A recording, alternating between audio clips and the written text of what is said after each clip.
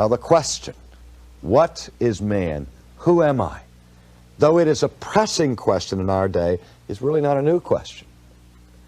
Sometimes we think that it's because we've become so sophisticated in our understanding of the expanse of the universe that man seems to be appearing more and more and more minuscule, and therefore more and more and more insignificant.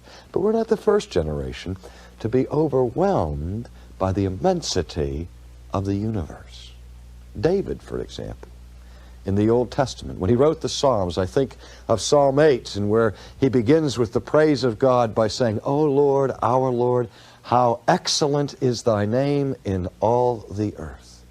What starts with the praise of the glory of God moves rather quickly to a consideration of the identity of man, where David says, "When I consider your heavens, the work of your hands, the moon and the stars, and all that thou hast ordained, I ask, what is man that thou art mindful of him?"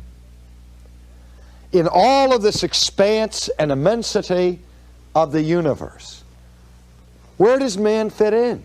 Of what significance is he? Is he, again, a cosmic mistake, a grown-up germ, one who fortuitously and chaotically emerges from the slime? Or does he have an origin of dignity? Now, we're concerned not simply with an exposition of the book of Genesis, but we want to know what Genesis has to say to the modern predicament in which we find ourselves.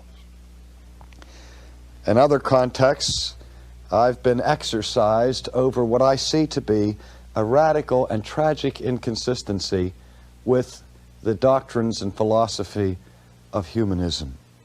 Humanism which exalts man, which speaks of the greatness and the grandeur of the human species, and has as its most important priority on the humanist agenda the dignity of man. And I ask this question, and it's a troublesome question, I know. How can a creature have dignity if his origin is in chaos?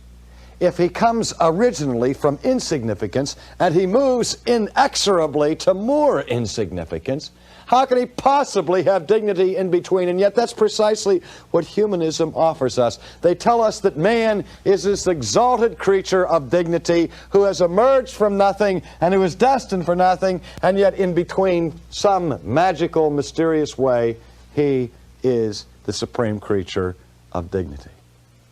Dear friends, I honestly believe that that kind of philosophy of man is based on preference, on emotion.